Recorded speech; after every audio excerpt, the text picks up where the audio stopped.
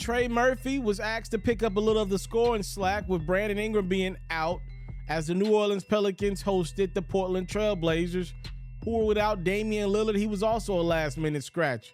Murphy did just that, though. Him and C.J. McCollum got to the money. To the inbound steal from C.J. leads to the deuce. Scary sight here if you're a Blazers fan. Jeremy Grant going to a fadeaway. He gets hit in the eye, and he pretty much can't see out of his right eye.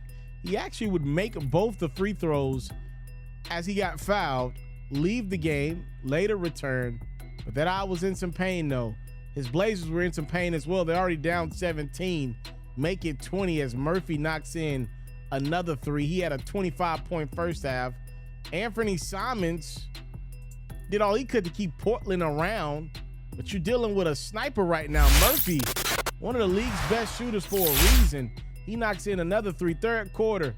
Simons again doing him. He had 17. The Blazers just let this game get out of hand. Jonas Valanciunas, grown man jam. And then how about this first step from Murphy? A little throwdown. You can't guard me, Eubanks. No pun intended. 27-point game. Look at this ball fake. It's Murphy. Look, when it's your night, it's your night. Murphy making everything. How about a career-high 41 points on 13 of 20 from the field? 9 of those 13 field goals made with three-pointers.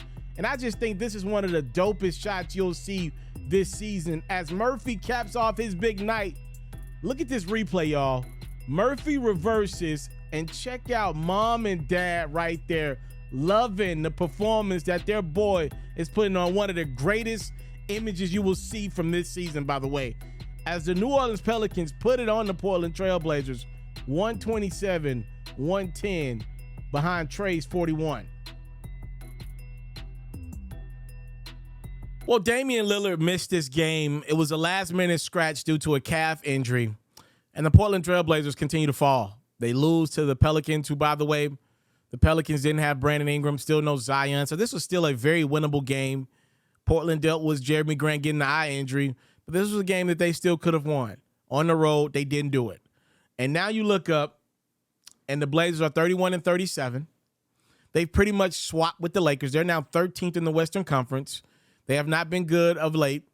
Dame has carried them to a couple wins. But now the question is, if you're Portland, what do you want to be?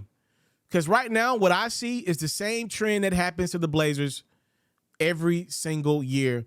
If you take out the 1 year where they got hot and were able to make it to the Western Conference Finals and get swept by the Golden State Warriors, we're right pretty much where we always land with the Blazers. Out the gate, Damian Lillard is really good. Really good. Then around January, February, somewhere in there, Damian Lillard goes from really good to unbelievable, unreal talent. He starts putting up incredible stat lines. This year's rendition was a 71-point magical beauty show of art from Dame Dollar against the Houston Rockets. He showed you, look, I can be one of the greatest scorers from the point guard position we've ever seen. He does that. From about once or twice a year, he lets you know, I'm him, and he is him. But right around this time of the year, more times than not, here's where the reality kicks in for the Blazers. You know, they go out and get new pieces to kind of round the roster out in the offseason. They come into the year, everybody's excited. They come out fast. Then everybody else starts to pick their play up, and the Blazers fall back. And now here we are in March. Blazers are 31-37. That's the third worst record in the Western Conference. Now, to be fair, they're still in the thick of things at 13 in the play-in scenario, but they are fading quickly. Now you look up and say, what's more important to us?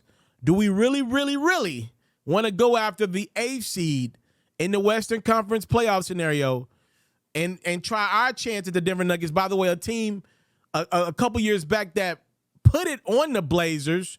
Like, the Blazers couldn't beat the Nuggets without Jamal Murray, right? Think about that.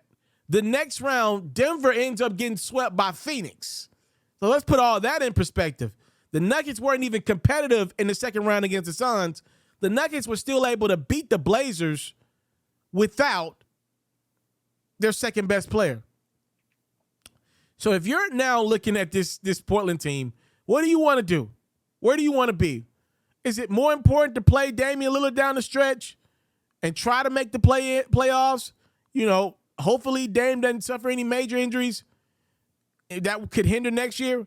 Or should you start the conversations of losing now and solidify your position? Look, being the 6th worst record in the NBA is not an awful place to be. As a matter of fact, if you've seen a couple teams over the last few years to get the number 1 pick in the draft, they've been hovering around 5 through 7. So the Victor Wembanyama chase is on. I'm looking at this kid from Alabama, Brandon Miller, that would be a very nice piece around, a team like Portland, around Damian Lillard. Or if the Blazers were able to get the 3rd pick in the draft, maybe Scoot doesn't make sense for what they're trying to do with having Damian Lillard. But maybe trading out of that pick will get you a really good player in this league and some picks for the next year. Or maybe you look at Damian Lillard and maybe you exhaust all your messages off season with shopping him, Anthony Simons, shopping him. I'm saying the Blazers right now are in a spot where they have to ask themselves, is it really important to say we made the playoffs to get likely eliminated by Denver, or make the play-in to likely get eliminated by the Warriors or the Lakers? Or at this point in the year, about 15 games ago, should they mail it in? I promise y'all, this is what I said a couple weeks ago. Coming out of All-Star break, when the Blazers missed that game, when the top-tier Blazers missed that game against Sacramento Kings, remember when they had the flight delay, first game back out of All-Star break, I said, you're setting a bad tone for the team. I said, that's not good. Now, they've been able to win a couple games, but to me, I just thought you set a bad tone for the team coming out of All-Star break, resting your top 3 guys, and I just don't think this team has been able to get that momentum that would be needed to make a real push down the stretch of the play-in scenarios.